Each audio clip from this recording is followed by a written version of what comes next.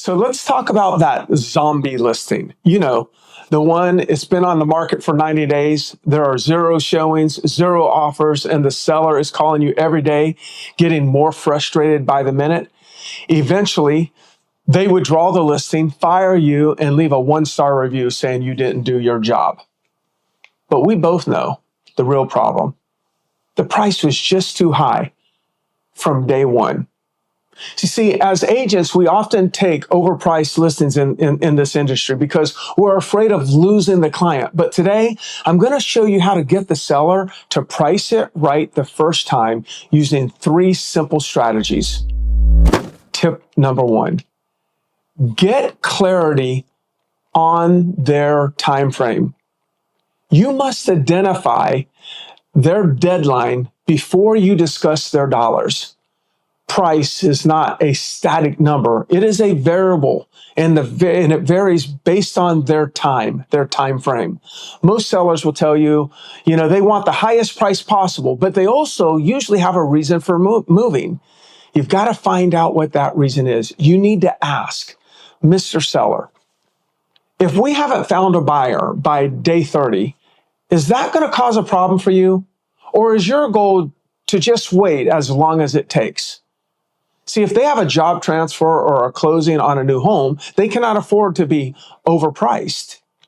Once you have a firm must-move date, the price becomes a tool to reach that goal, rather than just a random number they found online.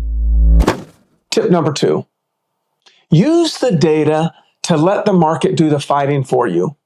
Once you know their time frame, you have to show them the reality of the current market. If the average home or condo in their neighborhood takes 130 days to sell at $400,000 and your seller wants to be moved in 30 days, you have to show them the math.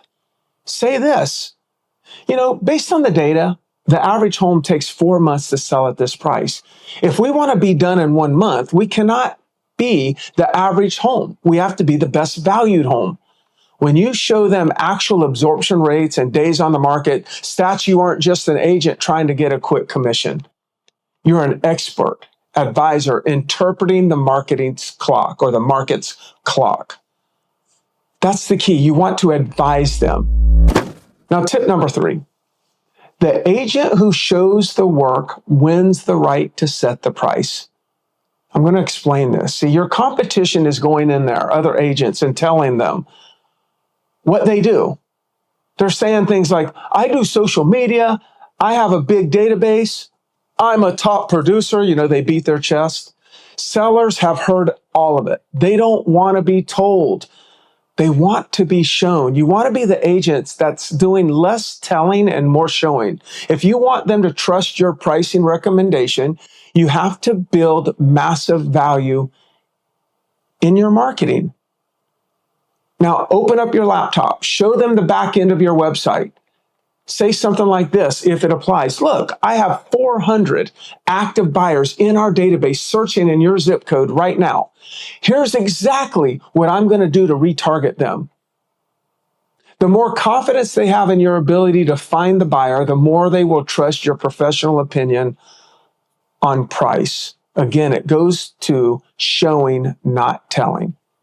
At the end of the day, an overpriced listing is a liability. It costs you money, it costs you time, it costs you your reputation. But when you get a firm deadline, number 1, match the price to the data, number 2, and show them your marketing engine, you get the listing price right. It sells fast, and you look like the hero. Please hit the subscribe button so you get an alert the next time I drop a video. Talk to you soon.